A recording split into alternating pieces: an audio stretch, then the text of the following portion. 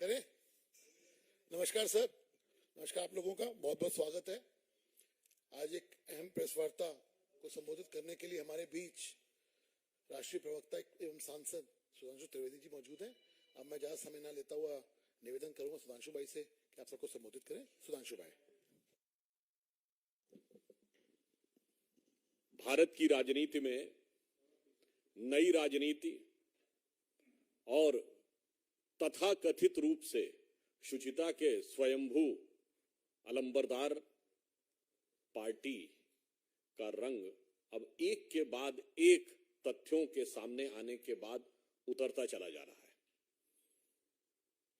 दारू के एक बोतल के बदले में दूसरी बोतल देने से लेके घर की साज सज्जा तक, और अब हाल ही में जो समाचार आए हैं कल न्यायालय के माध्यम से, जिसमें यह तथ्य भी सामने आ रहे हैं कि अब जो कुछ बातें उन लोगों ने बंद कमरों में की थी अब वो सार्वजनिक होती जा रही हैं और न्यायालय के समक्ष भी आती जा रही हैं।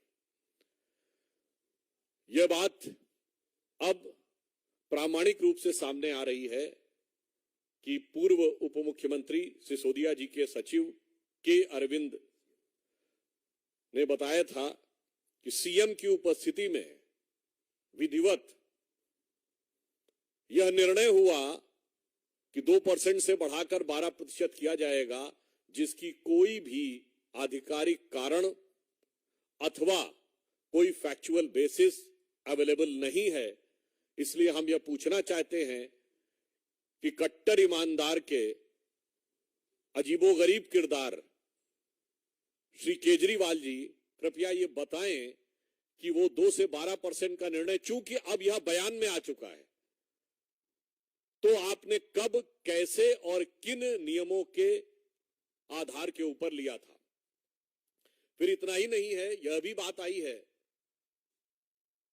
कि समीर महिंद्रू से केजरीवाल जी की बात हुई, बात कराई गई और उनसे एक प्रकार से संकेत आया कि जो ये कह रहे हैं वो करना है।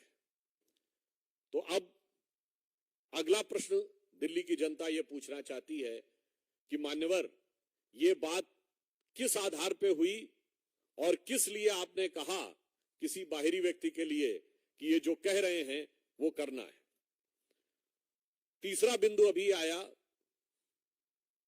कि दिनेश अरोड़ा के नाम से जो जानकारियां मीडिया में आई हैं कि आम आदमी पार्टी के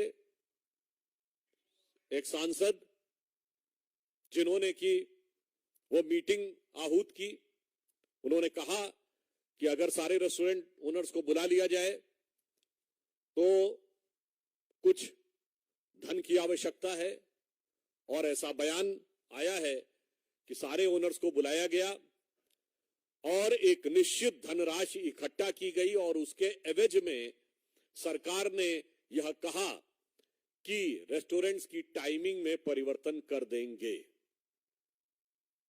अब आप ये समझिए कि केजरीवाल जी और उनके संसदीय दल के नेता दोनों को यह जवाब देना चाहिए कि क्या टाइमिंग को बदलने का जो निर्णय हुआ था वो रेस्टोरेंट ओनर्स के लोगों के साथ किसी भी प्रकार की व्यावसायिक डील के तहत हुआ था। यह उत्तरोत्तर बात स्पष्ट होती चली जा रही है एक के बाद एक फैक्ट के साथ कि अब पैसे का इन्वॉल्वमेंट कमीशन बढ़ाने से लेके, सरकार के राजस्व को सैक्रिफाइस करने से लेके, सीधे रेस्टोरेंट के ओनर्स के साथ धन इकट्ठा करने तक के आरोप आते जा रहे हैं। और इसके बाद भी आम आदमी पार्टी यदि यह कहे कि वो सबसे बड़े ईमानदार हैं और वो सच बोल रहे हैं, तो मुझे लगता है कि उनके ऊपर तो यही पंक्ति चरितार्थ होती है कि वो झूठ की पैरवी तो करता चला गया, वो झूठ की पैरवी तो करता चला गया, लेकिन बस उसका चेहरा उतरता चला गया। धन्यवाद। Any question? जी आनंद जी, आप बोल दो।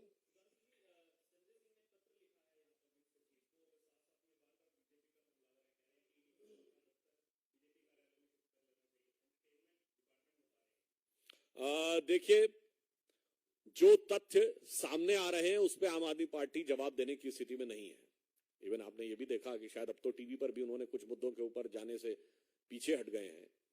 तो मुझे लगता है कि इस समय इस प्रकार के निरर्थक अनर्गल आरोप जिसको कि वो लगाने में ये वो आदतन लगाते हैं, फितरतन लगाते हैं, शरारतन लगाते हैं, इसके अलावा उनके पास अब कोई विकल्प नहीं बचा है। और वैसे भी कोई नई बात नहीं, आम आदमी पार्टी अनेक बार अनेक प्रमुख लोगों पे आरोप भी लगा चुकी है और माफी भी मांग चुकी है।